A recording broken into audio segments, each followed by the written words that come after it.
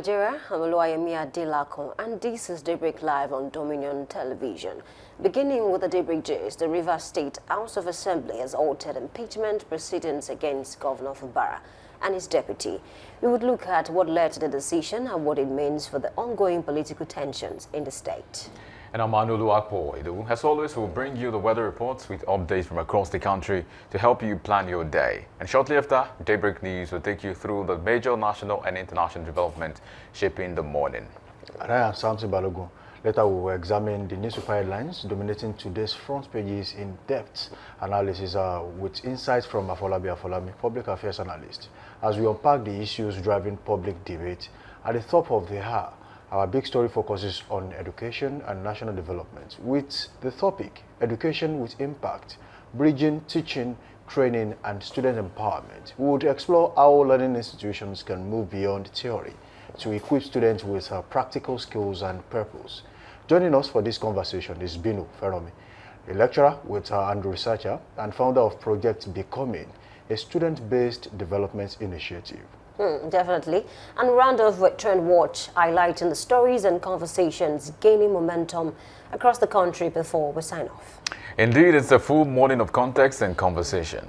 And this is the Break Live Extra right here on Dominion Television. Exactly. Good morning. Good morning. A beautiful morning this Friday morning. One bad morning, like they say. Like they always say. And it's really nice to be back here on the Friday to talk about trending issues, things that affect average Nigerians out there. And this takes us to Rivers State this morning. I will be talking about Governor Siminalayi Fubara and his deputy. One way or the other, probably with the intervention of the president, the members of the House of Assembly have decided to halt impeachment proceedings against them. And that says a lot about internal democracy. I mean, as humans, as politicians, if you cannot find common ground and settle issues so that it will be for the good of the people of Rivers State, then there's a problem. And I think there has been several interventions, but then this seems to be different.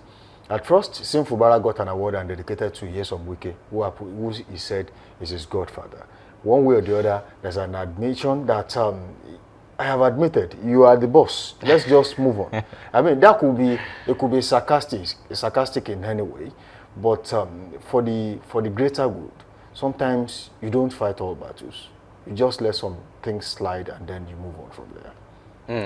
I guess it's important to know that, like you said, there's a Yoruba that I'm trying to recount how it's been said, that, you know, when a madman does not want you to walk, you know, you find a way to, you know, make the person appease the madman so you can move, because that's all that matters. At the end of the day, you have to go.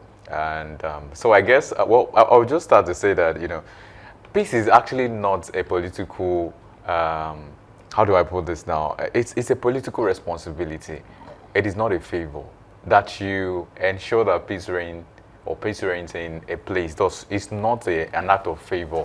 It is a responsibility, right? Especially if it has to go down to the people.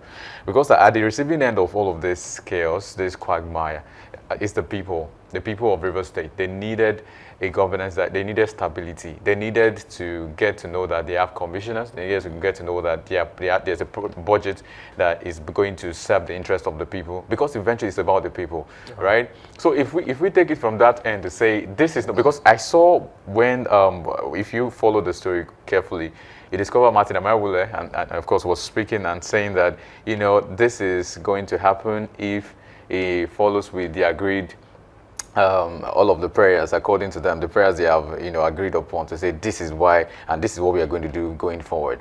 And then there's tension about, okay, so what if it does not comply again? There could be another, because it's a suspension. It's not an outright stoppage of the proceedings. So it's just a suspension. So I want to say, because the way it was sounding, his body language was more like, thank God for the president who intervened. We give respect to the president. That's why we are doing this, which is okay.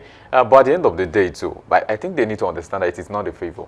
It is a political responsibility to ensure that peace reigns in that particular place. So, coming from that angle, I would also say that, well, I know it's also good for Governor Siminalayi Fubara to do right by the agreed terms, and as of course his deputy, right? That's Professor Ngozi Odu, because now it's like a new wave of ease has come to Rivers State. So everything, the troubled water, the troubled rivers in the state is now becoming a very cool and temper water, which is why a lot of people are really happy about all of this. But I wanted to say also that then there's a question. And what is the question? The question is, if we have to say there's gross misconduct today, and tomorrow we say there's no gross misconduct, or we are suspending it because we think there's a solution, then it begs the question, really, was there ever a gross misconduct case? I get that a lot of people already know that this is a political situation, but much more so, it begs the question that, can we really trust the legislative or legislature or even the judiciary as well when it comes to serving what is right? Because if anybody, do you forgive crimes? That's the question, really. If it was really gross misconduct, should it be forgiven?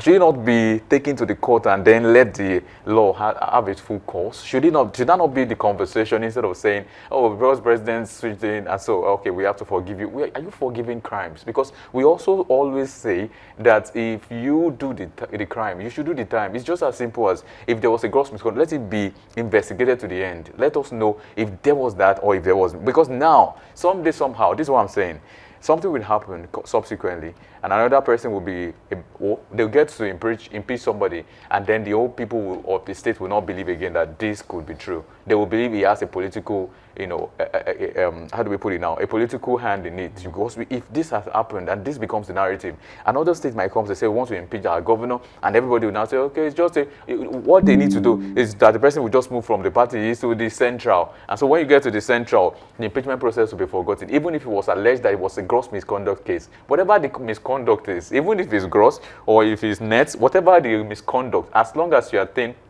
that position of coming to the center or the central stage, like they say, then you can be forgiven, which is why I'm questioning the legislative arm to say, if you put up forward... Was there ever any form of exactly, I think that's my own take on it. Right, I think you're very spot on, because when things like this happen in a state, you begin to question the democratic system of the entire country, because this is the third time that the president will intervene in this matter, and at the end of the day, we'll see pictures online, laughing, smiling, only for us to hear about another impeachment process, maybe in the next 6 months or 1 year.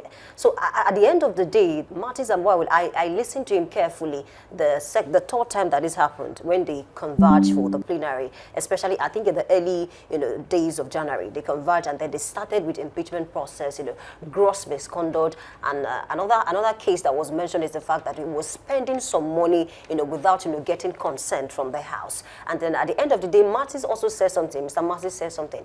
He said, if we cannot, look for ways to actually, put an end to all of this happening, the governor doing, quite a number of things, maybe we should resign.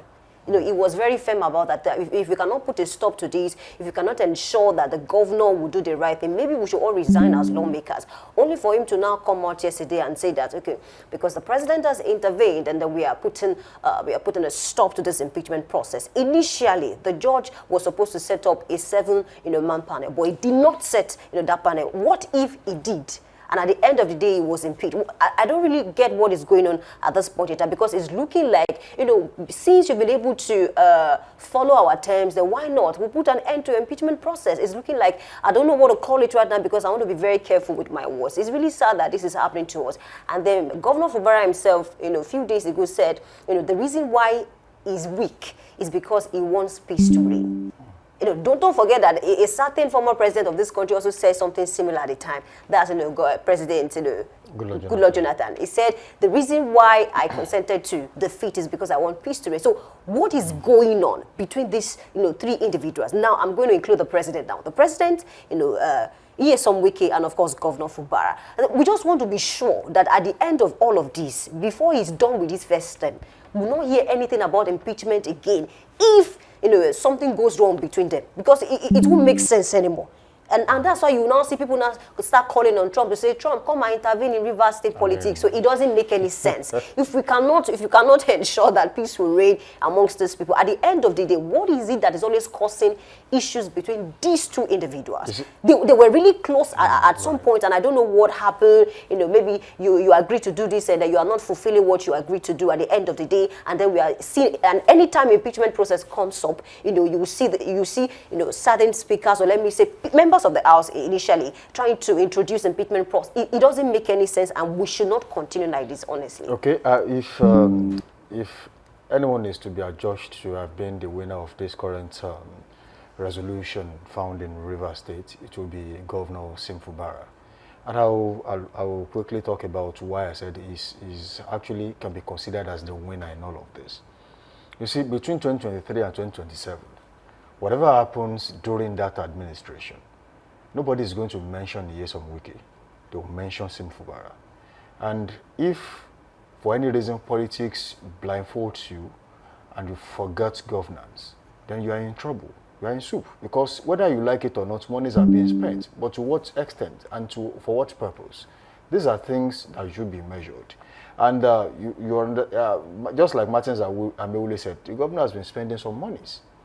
And nobody is really, because they are not on the same page, nobody can actually track or check and balance the whole proceedings. So there is a problem, there is a lacuna which needs to be solved. And the House has to be on the same page with the governor, or the governor be on the same page with the House. Regardless, whichever way you want to put it, whoever has to come down from the High House has to do it at this time. Because posterity will eventually judge. When it comes to, between 2003 and 2023 and 2027, it was Siminalayi Fubara that was there, this happened. So he has to answer for all of that. And also, you mentioned that the president has intervened about 3 times. The president has that responsibility to intervene if there's a crisis in any state. However, what makes this one unique is the fact that one of the places the president got a lot of votes in the last election, 2023, was Rivers State. About 1 million votes or more was gotten from Rivers State. And he has to protect his interest in that state, not in governance, but in politics. So if you are not on the same page, the governor and the godfather and the members of the House of Assembly, they are not on the same page. It affects the president. He's seriously having that headache of what exactly can we do to make sure we placate all of these quagmire in your state. And what he's been able to do is, Nyesom Wike, you have an appointment with the federal government. All you have to do is to make sure that our voters and of course your followers are intact. Siminalayi Fubara, on the other hand, you are also a sitting governor. And that brings you to the fact that you also have cult followership, whether you like it or not. Even if you were brought from abroad to come and vote, the moment you become governor, there are people who are your lovers already and would want to vote you the next time. So you have about the minimum of 25% of voters in Rivers State. And the president needs all of that. If House divided against itself cannot stand. So he's trying to protect. Yes, that state was a PDP state until Siminalayi Fubara crossed to the APC. So the interest, whether it is APC or PDP, you can see even Nyesom Wike brought Stone Yekol and brought the chairman of the PDP on the same stage and was saying, Rivers belongs to us. The only movement we know is the Ashiwaju movement. And there's no other movement except from that. So we are not practicing political party here. We are practicing Ashiwaju's mandate. And that says a lot about how they want to keep their house together. And you can understand why Nyesom Wike is really angry with Siminalayi Fubara. You see, no matter how bad you might think this is, godfatherism in politics, no matter how bad you might think what Nyesom Wike is doing is, what is important is, see, as a human being, once you tell someone good morning, it has to be confirmed. Yes, it is indeed morning. And once you say good afternoon, it has to be, agreement is agreement, just like Nyesom Wike has said. In his song. If you want to come out and say, look, yes, he's been trying to make me do some things I don't want to do, you must have understood the fact that before you signed that agreement, or you made verbal confirmations that you were going to do them, you knew that this was going to happen. And you stuck your neck out, you wanted to be governor, regardless of what you also contributed. But you said, yes, I have agreed, I want to be governor, and you were made governor. So, meaning that all agreements you signed, you have to honor them. You cannot come tomorrow and say, look, my name is no longer Samson Balogun, I want to be this. You have written an agreement, and you said, this is what I want to do. do it for the betterment of River State, for the good people of River State. Okay, I think you made a point, and I think that's the main issue. There are certain things that Fubara, accepted initially before he became governor, and at the end of the day, I don't know what happened. You see Fubara with some of the people that don't really like Wiki in River State. It's part of what is actually making Wiki angry to say that, I made you governor, and you're trying to make friends with people who don't like me. So the issue now is, now that the president stepped in, to halt the impeachment process, what other things did Fubara, accept to take or to do? See, if that's another problem, that if he doesn't fulfill all of those things, are we going to see another impeachment process? Just before you go, you see, it is the day would have broken when you are inside. Oh, it's daybreak already. But the moment you get outside, you know that, oh, it's even clearer than what I am saying from inside. So Fubara probably signed an agreement and became governor and realized, oh, what exactly have I gotten myself into? That aside. And two, going forward, you see, when you want to, for example, everyone knows that to buy a material like this, might not be that expensive, okay? But to dry clean on a regular basis, you are definitely going to spend more in dry cleaning than how much you actually got the material in the first place. What I'm trying to say in essence is that when you fail to fulfill an agreement, something bigger is coming. No matter how, I can tell for a fact that he has agreed to something else. Definitely. That is even away from what he agreed to in the first place. He dissolved his commissioners and told them to all go home, hand over to your permanent secretaries. Because new commissioners are coming, and these are likely going to be loyalists of Nyesom Wike. And he came back to say that Nyesom Wike is our leader. He's our leader. Don't forget about what happened when they were calling each other names. A backing dog, this and that. All of that. One more thing is, he has signed another contract. Exactly. And then that might even be worse than what he got in the first place. And one more thing is, just before I hand over to Anu now, when you are excited, you have to be very careful, because you might not be able to process things, very well. Things that you never accept on a normal day when your brain is working perfectly. When you're excited, if you are not careful to take your time to process, you might just make, the biggest mistake, really. I think I'll also make mention of one of the interests of the president. We know River State to be one of Nigeria's most economically strategic locations. So you don't want to miss that particular part of the story, especially when you talk about how much the people voted the president the last time. And of course, it's a concern. Everybody's trying to get that vote eventually. That's exactly. But one of the things I'm seeing in all of these conversations is the dilapidated state of politics, or should we say the polity in the country Nigeria. And of course, because understand, if this guy had been in this quagmire for about 2-3 years, then something must have happened to the state. There are certain things that needed to have been done that have not been done.